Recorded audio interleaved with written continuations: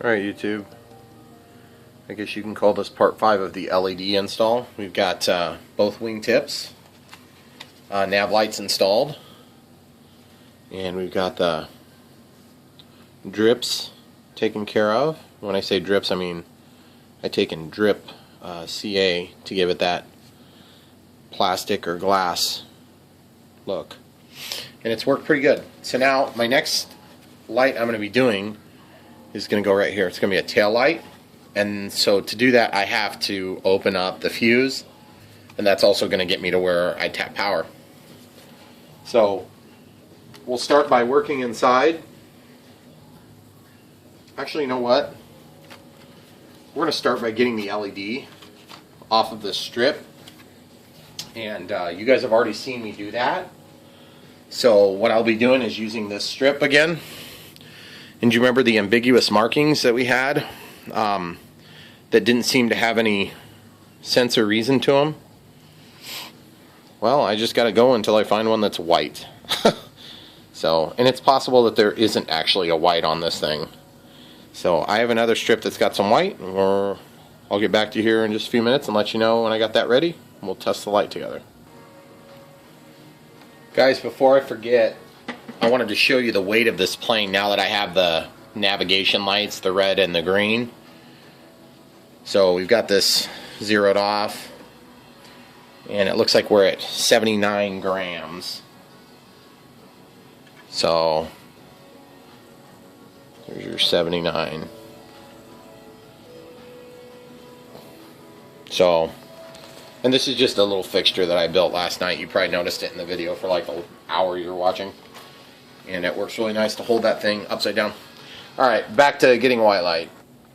Okay guys, I realized after a little bit of effort that the lights that I had were actually red, green, and blue. And there wasn't a white. Typical eBay mispackaging or whatever you want to call it. I had these from previous installations that I've done, and they're actually a little better. But you can see how there's 3 solder joints, and so there's 3 little LEDs in there. It works really nice, but they are a little bit heavier. So I'm not real excited about putting this on the tail of this plane. The problem is my new white that are similar to the style that I was using earlier are actually very fragile, and they're very thin, which is good for weight. It's just bad for being able to make them work. And then once you're done, they don't work as good because they're just not near as bright. So I'm going to opt for the slightly heavier, and I'll grab the other strip to give you a juxtaposed comparison here. Okay, so just to show you a comparison here, and you remember these were labeled funny. I've gone through and marked them so I can figure out what the color scheme is, but you can see that they're significantly larger, these ones are. But things kind of interesting about tail lights is you don't think they're very helpful until you're flying with that little plane, and boy, having a nice tail light helps so much with orientation. And it does need to reach a little bit further because you got a tail dragger that's in the way. Now here's the alternative choice, and it's I use a 33 ohm resistor when I'm pulling these off on their own, and you can just tell by the weight of the cable or the roll. But just to give you an idea of the difference in size, these are actually smaller. So, and obviously these things are normally designed for a 12 volt system, and you would snip them here and then solder your positive and negative leads on from your power supply. In my case, that's way too easy for me. I've got to do it the much harder way. But just to give you some idea of size difference between my 2 viable choices here, there's a pretty huge difference. So I'm probably still going to opt for the, I don't know. I'm just afraid of adding too much weight to this thing. Guys, I'll decide and show you what I picked. Guys, I was telling you these things are a lot weaker, right? These LEDs. I just peeled this plastic up. I just wanted to show you. So when you're buying your own LEDs, wherever you source these things from, which God knows where you get these things from. I've gotten them from friends every time. I don't know even if you just buy them from eBay and crush your fingers, or if you just find the more expensive piece, or So watch this. So I peel this off, right? Look, already broke the second LED.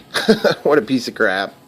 So anyway, you can understand my frustration, but I finally decided to land on this one for the simple fact that I can use my other LEDs for a project where I have larger scale plane. And there's times I've actually used multiple of the bigger ones, like on my 1.2 meter P-51. Alright, cool. Just wanted to show you that real quick as I ran into it. Okay guys, it took me that whole strip of white lights to get one, and then I have a 100 ohm resistor just soldered on the end for testing. I know it's white, I just want to make sure it's going to look good and it's the appropriate brightness and it's not going to get too hot. But I have to open this thing up. So remember how we taped it shut the other day? We're going to be cutting that tape. I thought I might actually get an opportunity to fly since then, and I was not able to get a chance to fly because the weather has been really bad, worse and colder.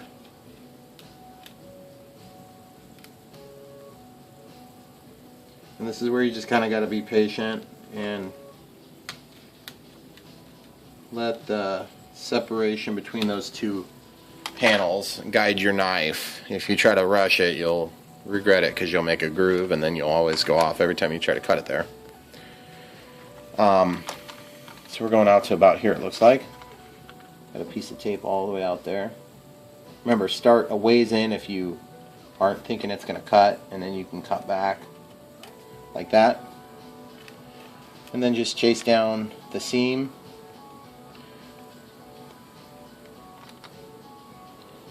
If you don't feel like it's going down the seam, just pull the knife out, start again from where you know you're going in the seam.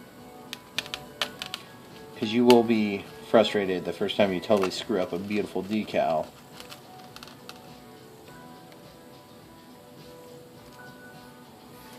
I'm sorry I went off picture there, guys. I'll try not to do that again. But I'm just going to guarantee you right now it's going to happen again. It's very hard to keep in picture when I'm zoomed in like that. Okay, so we'll just come down to that seam there, tight. And then all I got to do is just get it over to this side. And then we'll pivot it like a hinge on the other side. Now, you'll notice that I'm just cutting the tape again instead of peeling the tape off. That's a pretty good method until you get like maybe the first full piece of tape. So like this third time you cut it open, then you'll probably want to try to pull your tape. So whatever size you cut a really thin strip and put it on there. And if you really want to be nice to yourself, you'll make a tail on one end and you can pick that tail up and then you can open the hatch to get inside. And it always seems like about the time you're done with a project, there's some stupid reason that you need to get back in there. Or you're like me and you just can't be satisfied with what comes out of the box from Horizon Hobby. So I'm going to just push on that tail a little bit. Relieve some of that pressure. And she's opened up. Okay. So now that it's opened, if you guys remember the controller board here, they call this a multi-purpose receiver board. Or at least that's what I call it. I don't know what they call it. They call it something else probably. But there's power on tap in a number of different places. Any of these servos where there's brown and red, we could tap there. The other thing is if you had a Y cable and you wanted to do a really clean job, you could actually tap off of the power with a Y cable. And remember, we're just chasing back to this area, and it's going to be like on the underside of the belly. So it's not going to be a super long cable or anything, but I'll go ahead and come back to you and show you what I come up with. And then also, I was just going to show you, if I were to put this on 3S configuration as opposed to 2S, then I would be tapping the power here and here. But I've learned that if you peel this stuff off, and all these surface mount components on this board are extremely vulnerable to damage by doing that. So I've always found it to work better to just come out here, strip, wrap around, tin, and if you're lucky enough to have an incomplete end, you can slide your heat shrink on, and that's about the only way to do it. You got to slide it on from under here where your Horizon Hobby end is, and that means you have to disassemble this. And you can actually disassemble these things by pulling those pins out, but you're going to want to pull them out every single time, so every time you unplug your battery, so I don't recommend it. Just make it work, put a little hot glue on there, and call it done. Don't try to kill yourself over some stupid little detail like that. The other thing you can do is, if you know you're not going to use this, you can cut this off here and just put your end on there, which, like in my case, it'd be a GST end, so it's really no big deal. And I always cut enough off of this that I can make an adapter for chargers or whatever it is I need to use later. Okay guys, if you didn't see the flap mod video, this is where the flap's plugged in incidentally too. So, alright, I'll come back to you here in a minute when I get power tapped. Alright guys, I've got this little light here and I'm ready to test it. So basically what I've got is I've got my negative lead here and I've got my positive lead here. So the way I can differentiate is the one with the resistor is the negative, and then the one without the resistor is the positive. And then I got to try to keep this thing in sight so I can see it.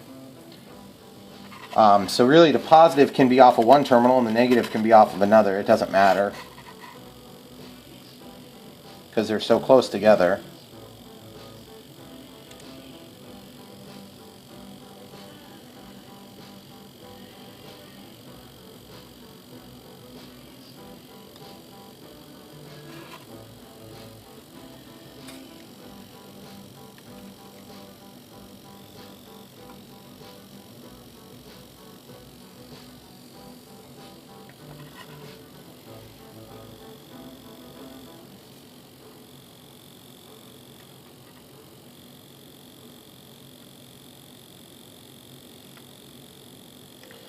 So I'm not getting any light out of this LED, which means one of a few different things. One, it's melted through in garbage, which is always a possibility on these crappy LEDs. And then, I mean, why wouldn't it be broken? Because I already used a whole pack of them to get this one out. The other option is, it could just be something wrong with the power, or I have too big of a resistor. I kind of leaning toward the first one, just because it seems to make the most sense.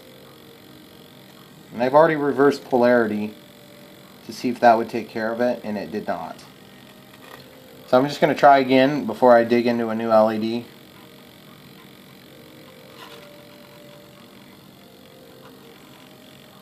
Yeah, I'm not seeing anything there, so that stinks. Alright, I'll come back to you in a minute with a new LED. Okay guys, we're back with this LED. I just got weary. I grew weary of fighting it. And so I just went to this better style. The style that's got three. Gosh, I can't get the thing to focus. I'm sorry guys. But anyway, take my word for it. I'm going to go ahead and plug in the power the same way I did before. And we will see how it turns out. Positive on this one, negative on the other.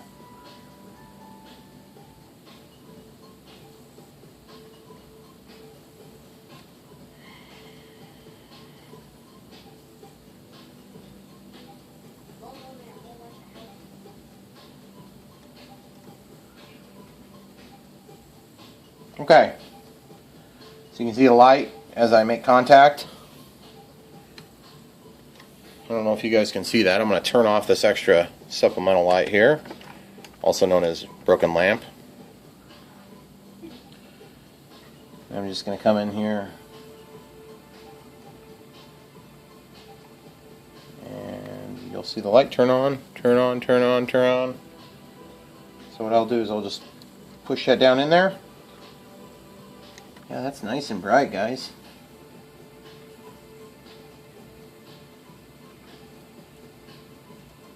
Yep.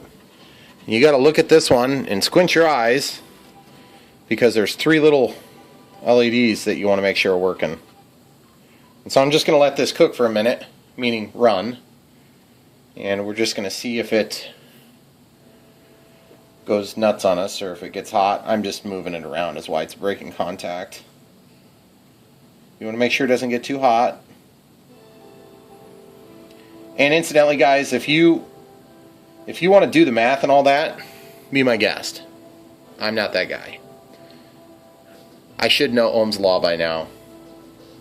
I just don't use it every day, so. Yeah, it feels good, guys. It's not getting too hot. Yep, it's not even hardly warm. So we're good. Awesome. Next step, mount the light, move on, and prosper. And switch the polarity when I'm doing this so that I can get my polarity right on my wiring. Okay guys, I got a decision to make here. I had originally planned on putting the light in front of the tail dragger, which is consistent with what I've done in the past, and then point it at the tail dragger, which makes for kind of a cool lighting effect on the ground. The trouble is this thing is quite a bit bigger. The other option I really like is on the rudder, and then as the rudder moves you can see it, which is really cool.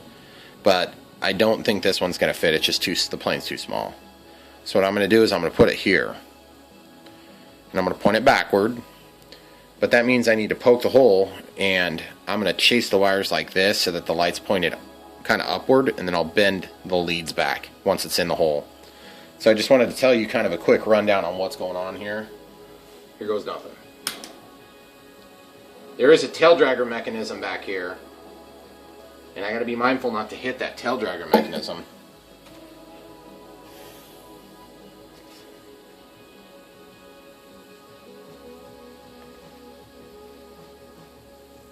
So I'm kind of intentionally going at an angle. If you get nervous, just stop. You got to be careful where you stop if that tip's still warm. It's crazy how fast these things cool off. Like, that's not cold, but it's cool to the touch, so I can hang on to it. Okay, so I'm just heating up the tip again. Okay.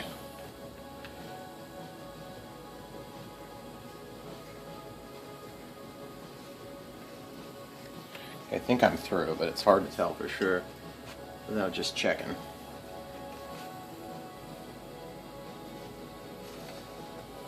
Okay, so, yep, she's through. So, basically these vents are your best friend when you're doing this sort of project.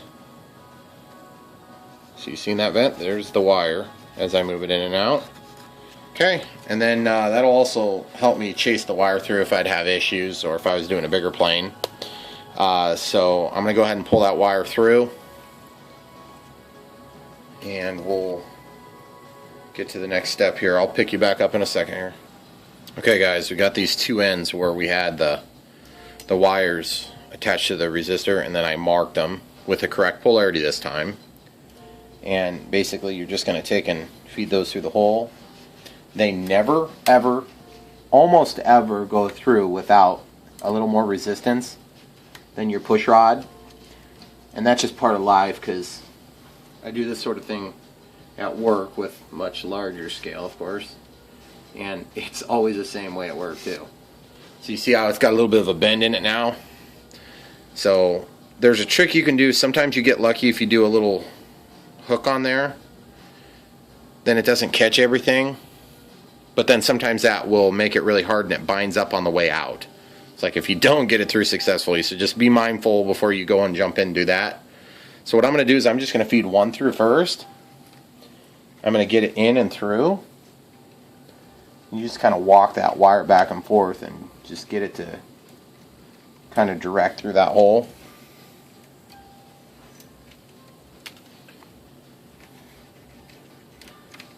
You can spin it. That's the other trick I do a lot, and it works pretty good. So you're just looking for... Oh, it must have made it through because I've got tons of it in there. Well, hopefully it didn't catch and spin up on itself, which is probably what happened. I cannot see it yet, but I know I've got tons of wire in there. So it probably found a cavity to wrap up on itself. But it's way in there. Yeah, and you can see when I pull it out, it's all curled up. So anyway, I'm going to fight with this, and I'll show you the next step. Okay, so I got the first one through, and it's coiled up in here. Just take my word for it. But one trick you can do is if you're having trouble getting these things through, you can actually tape this on and then use that first one to pull it through. But the other thing you're going to find is once you get one through, a lot of times, for whatever reason, they will go as a pair, and they'll chase out to a spot where you can work with them again. So what I'm going to do is I'm just going to depend on that first one holding this. I'm going to flip this thing over. I'm going to open it back up and see if I can pull it through from the other side. Because as you recall, we obviously have this cut open still. Okay, so there's the one wire. And now is where you got to be careful, because if you look down in that fuselage, I'm really hoping you guys can see it, which doesn't look like you're going to get the angle. There is a yellow control horn that runs your tail dragger. So you just got to be careful that you don't obstruct its movement with this wire. So when you're done, the first thing you're going to do is you're going to secure it so that no matter what happens to that tail dragger, it doesn't move. So that's before you even put your resistor in, which can go anywhere on the negative line. Okay guys, I got my red and black lines pulled through here, and just got all the extra tail here in order to show you an important step, and that is when you go to kind of fix this in place, you need to be very careful, because obviously your solder joints are not going to be like the strongest point of this object. So one trick you can do is you can take and bend it. Right now you can bend it, and you can actually bend it where you want. You got a little more freedom before you glue that thing in. But just be careful. And I actually want it to be faced upright right now, because I'm going to bend it so that it's displaying the light this direction. So down and back. Remember, I mean, how often do we fly below us? Almost never in RC. I mean, maybe we're in landing. So I want that to go up. Probably going to pause it for this step. It's a little awkward. So it's going to be hard for you guys to see anyway. Okay. I decided to try to film it so you guys could watch this, even though I'm probably going to be blocking it some. So I'm grabbing, and I'm just going to try to protect that cable, the weakest point of this whole part. Then I just get it to the desired angle, and then I actually need to go just a bit further. Okay, so the vulnerability is also there because I can't easily test this right this second. So what I'm going to do is try to get that fixed in a position where I kind of like it. And obviously I don't want it hanging down. That's going to look totally dumb. So what I got to do is I got to cut and recess this thing in. And you could cut with heat, or you could cut with a knife blade. My experience has been that when you get into these tight spots, if you use heat, you can have success, but you got to be super careful. So what I'm probably going to end up doing here is I'll probably use heat, but I'll just have to take my time and just kiss the tip of this thing in there. And then this is going to allow me to drop the LED into that area. So here goes nothing. I'm going to heat up the tip. I don't want to get it so dang hot that it melts everything away right away, but I just want to make a channel. I didn't get hot enough at all. Jeez. Usually a little better about that.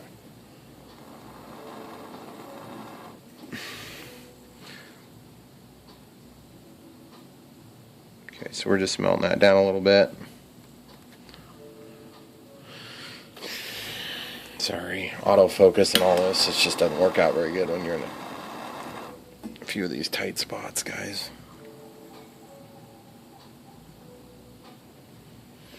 In case any of you guys are wondering, some of the YouTube guys do a great job of making tutorial videos. I'm still trying to figure out how to get the camera so it's not in my way. So, which you already know since you're watching. Okay, so I just made the channel quite a bit deeper there. Now, two options. You can kind of force this in, and then it makes for a fairly tight pressure fit. But then sometimes that'll kind of crinkle up the foam. So I'm going to probably opt to take a little bit more out first. And that's usually about the time you take way too much out. Okay, so that's a little bit. Dang it. Cooled down.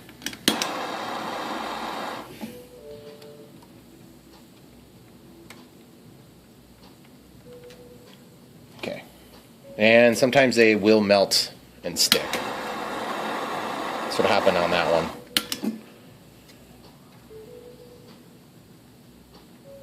Okay, sweet. I think that's what I need there. So, I want to recess the light so that the light still shines out. but it's in a pocket. Okay? And you see that? So now that's recessed down in there. And you'll still be able to see that from a long ways away, and yet it's not going to change the profile of the plane, but just ever so slightly.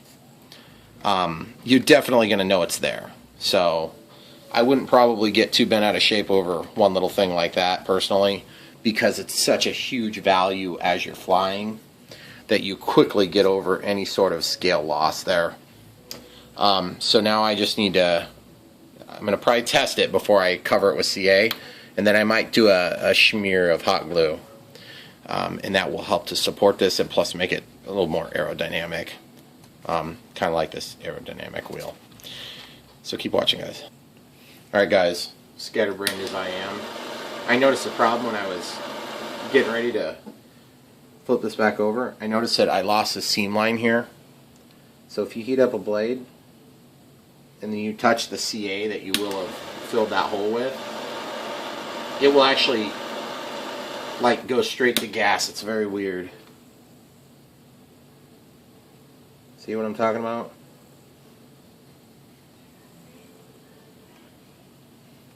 And all I'm doing is just trying to get that panel line open back up because it's kind of ugly right now.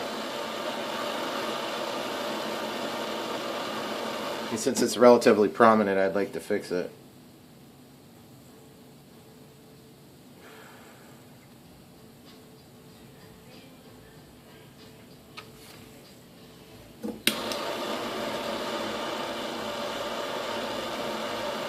Basically, I'm just heating up the blade till it's orange.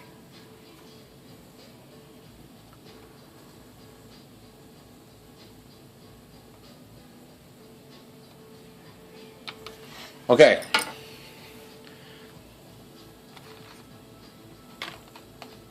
Well, that didn't work as good as I'd hoped, but it was worth a shot. I have other methods to maybe fix that later. I'll come back to it. Okay, so now we got to put the resistor back into this black wire. We don't probably want to put it up here. I want to put it back here where it's kind of out of the way. Even though technically if you had a real severe tail heavy tendency or nose heavy tendency, you might want to make a decision based on, you know, how your plane is flying. In my case, it already tends to fly a little tail heavy, so we're sort of screwing ourselves over a little bit right now. But my battery is going to probably be slid forward to accommodate for that. So I'm just going to cut this one. I marked it black so I can tell it's the one I want to cut. Now, make it long enough so you can work with it, but you don't want it to be way out here where you're going to run into all these obstructions. So I'm going to cut it there. And don't worry if you regret where you cut it. You're not the first one to do that. So I'm grabbing this and I'm holding it, and that's going to allow me to brace against the pliers, and then I'm going to strip because this wire just happened to be real slick. Nice job, me. So you can see right here I just have that little bit of copper exposed, and of course that's what we're going to be wrapping around one side of the resistor. And the reason I start with the resistor side is because it's very, very easy to forget, and the next thing you know you've done all this work and then you burn it out in about 1 second. Very frustrating way to end a project, or what you thought was the end of a project. That's just the beginning. So take this thing, just some like thin tip needle nose pliers, and just give yourself a little hook or something of the sort. It doesn't have to be this way. And what I'm going to do is I'm probably just going to grab a little piece of heat shrink, slide it over this tip, and then when I do the other side I'll put heat shrink on both sides, and they'll actually be married up onto the middle part of this resistor so that it can dissipate heat better. Okay, so I got some heat shrink, guys, and basically just make sure that you're going to be able to fit through. Yeah, it's going to fit. It's going to be tight though, so I just need to be careful to get my loop straightened out a little better. So I'm going to do that real quick. Just going to try to flatten that circle a little bit. It can be a little longer. It's not going to hurt anything being a little longer like that. And then if you take this loop, don't forget to throw your heat shrink on there. Try not to let it fall all the way back into the plane, because that makes for a really difficult time too. But if you make this in a loop configuration like this, you can actually take and use it as your grabbing tool. You can get in here and grab this.